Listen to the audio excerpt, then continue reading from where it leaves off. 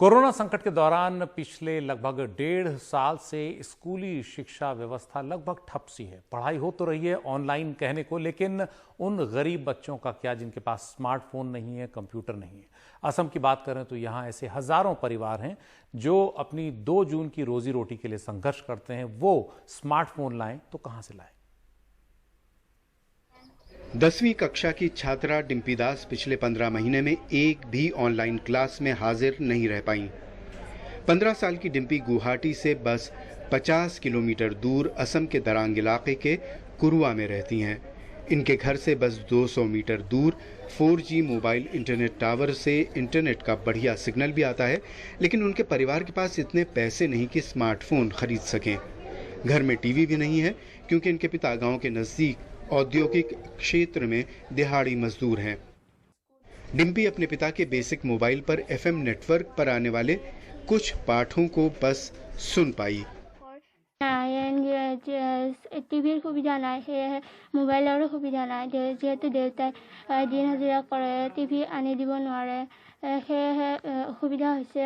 দেউতাই এটা মোবাইল আনি দিছিলে, তাত ৰেডিঅ' ক্লাছ কৰা বুলি গম পাইছিলোঁ আৰু তেতিয়া আবেলি ক্লাছ কৰিছিল আৰু তেতিয়াৰ পৰা আমি ৰেডিঅ'ত ক্লাছ কৰিছোঁ। এইটো আমাৰ চিন্তা হৈ আছে মাজে মাজে, তাৰমানে চিন্তাৰ অভিনয় চিন্তা নহয়, চলিগিলা আমাৰ বেয়াই হ'ব নেকি।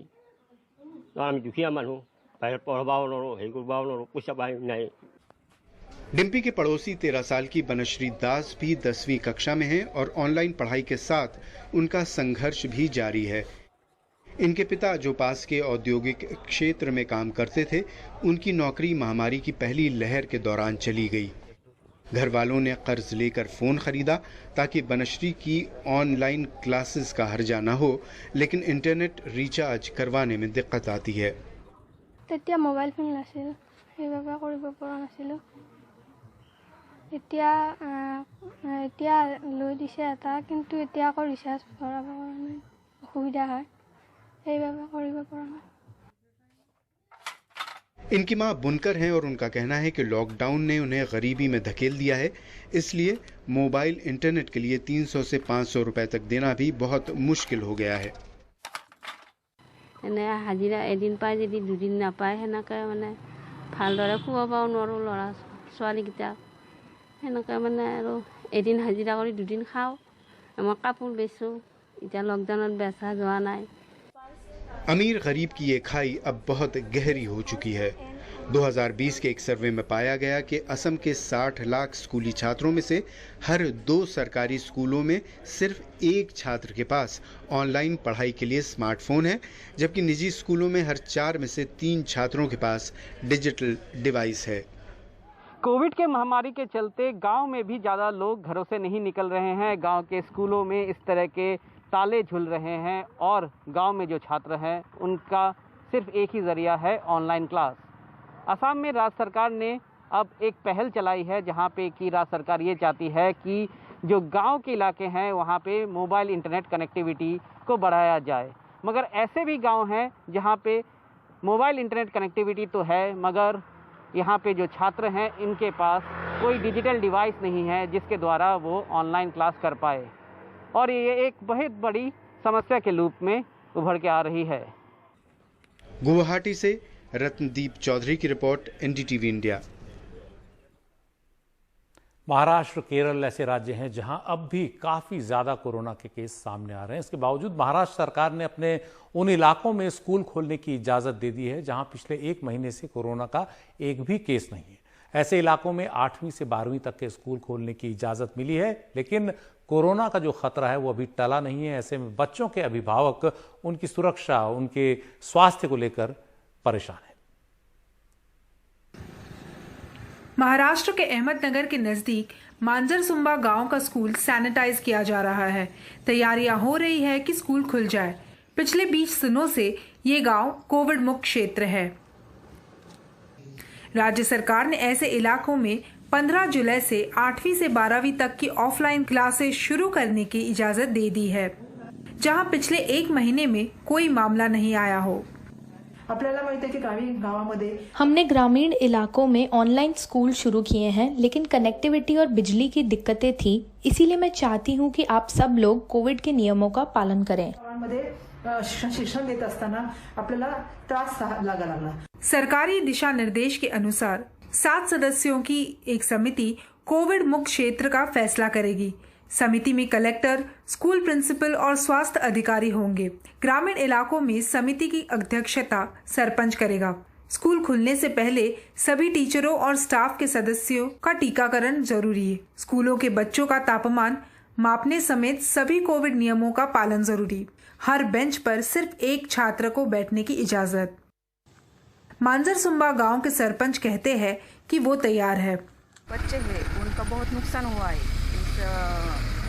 वो ऑनलाइन से अच्छे से पढ़ाई नहीं कर रहे, इसकी वजह से हम 15 तारीख से स्कूल चालू कर रहे हैं। जब बच्चा अंदर आता है गेट से तो उसको मास्क लगा के अंदर आने का, उसको वहाँ पे बिठाना है। वहाँ पे भी उसको अकेले को ही बिठाना है। उन्हें किसी को हाथ लगाना नहीं, जाते समय भी दुकान में किसी को कौन सा चीज़ लेना नहीं। ये सब ट्रेनिंग बच्चों को भी और पालक को हमने बताया है। स्कूल प्रशासन और बच्चों के माँ बाप का मानना है कि ये उन बच्चों के लिए एक अहम कदम है जो डिजिटल खाई की वजह से कहीं पीछे छूट गए हैं। लॉकडाउन की वजह से उनका जो अभ्यासक्रम था वो भूल गए होंगे। इसलिए हमने गवर्नमेंट का जो ब्रिज उपक्रम गवर्नमेंट ने अभी तय किया है, उसके आधार से हम हर रोज विद्यार्थियों का सेतु अभ्यासक्रम से उनको डेवलप कर रहे हैं। जो वो भूल गए थे उसका रिवीजन ले रहे हैं। हमारे सभी पालकों का यही राय है कि हम सब अपने बच्चों को स्कूल में भेजना चाहते हैं। बच्चों का जो नुकसान हुआ है वो दूर करने के लिए ऑनलाइन नहीं, लेकिन प्रत्यक्ष स्कूल चालू होना बहुत ज़रूरी है। स्मार्टफोन और इंटरनेट कनेक्टिविटी के अभाव में गांव में रहने वाले बहुत से बच्चों की पिछले 1.5 साल में पढ़ाई का बहुत नुकसान हुआ है। कोविड मुक्त गांव में 8वीं से 12वीं कक्षाओं के छात्र स्कूल जा सकेंगे, लेकिन उनकी सुरक्षा और कोविड नियमों का पालन करने के बारे में चिंता तो बहरहाल बनी रहेगी। अहमदनगर से सागर दुसल के साथ पूर्वा चिटनिस, एनडीटीवी इंडिया।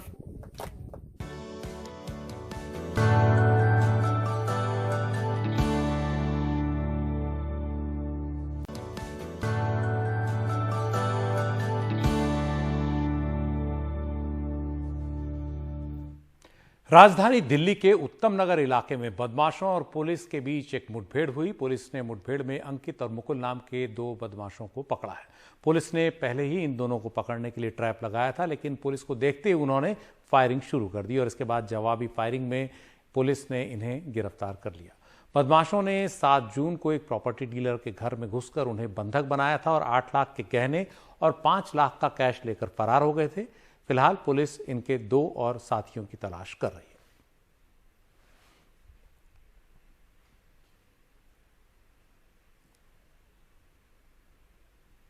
मध्य प्रदेश के बैतूल के भवानी नगर इलाके में एक युवक ने सर्राफा व्यापारी के घर में घुसकर उसके बेटे, भांजी और पड़ोसी की गोली मारकर हत्या कर दी और उसके बाद खुद को गोली मारकर आत्महत्या कर ली।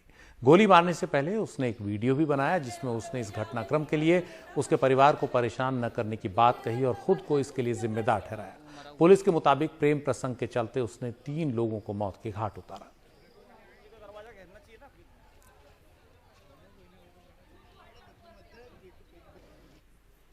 बिहार के मोतिहारी जिले में 6 से ज्यादा प्रखंड और पंचायत समेत सैकड़ों गांव बाढ़ से बुरी तरह प्रभावित हैं।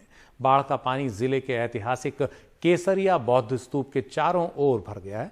बताया जा रहा है कि कुछ दिन ऐसे ही रहा तो इससे इस बौद्ध स्तूप को नुकसान हो सकता है। पानी की वजह से यहाँ पर्यटकों की आवाजाही बंद है और इस इलाके में हर साल स्थिति यही होती है, लेकिन आज तक इस स्तूप को सुरक्षित रखने के लिए कोई खास कदम नहीं उठाए गए।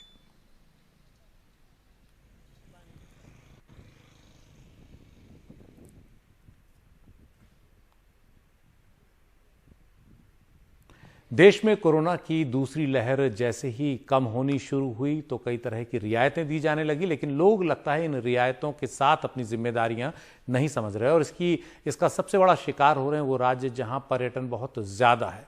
उत्तराखंड और हिमाचल में यही स्थिति है। यहाँ सैलानियों का तांता लगा हुआ है और ऐसी कई तस्वीरें सामने आने के बाद अब उत्तराखंड सरकार ने ये इस तरह के टूरिस्ट स्पॉट हैं उन सब के आसपास सख्ती बढ़ा दी है। देहरादून मसूरी मार्ग पर तो काफ़ी जाम दिखाई दिया। अब यहाँ भी लोगों की जांच की जा रही है, RT-PCR रिपोर्ट मांगी जा रही है, उसके बिना किसी को एंट्री नहीं दी जा रही। और ये भी कहा जा रहा है होटलों को कि वो 50% से ज़्यादा लोगों की बुकिंग एक समय में न करें। अगर लोग RT-PCR रिपोर्ट के साथ नहीं आ रहे हैं तो ऐसे लोगों को बॉर्डर से ही वापस भेजा जा रहा है।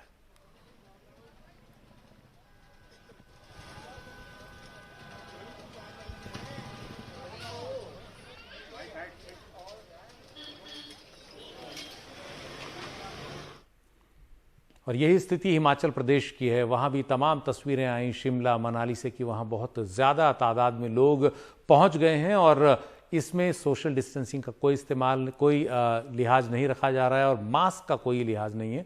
तो इसे देखते हुए वहाँ भी अब सरकार सख्ती कर रही है। राजधानी शिमला, धर्मशाला, कसौली, कुफरी में सैलानियों का आप देख सकते हैं कैसे तांता लगा हुआ है। लंबा ट्रैफिक जाम देखने को मिल रहा है। मास्क लोगों के मुंह पर नहीं दिख रहे हैं। कारोबारियों के लिए अच्छी बात है, लेकिन लोग अपनी जिम्मेदारियों का भी साथ साथ निर्वाह करें, वरना फिर वही स्थिति आएगी जब फिर ये सब बंद करना पड़ जाएगा।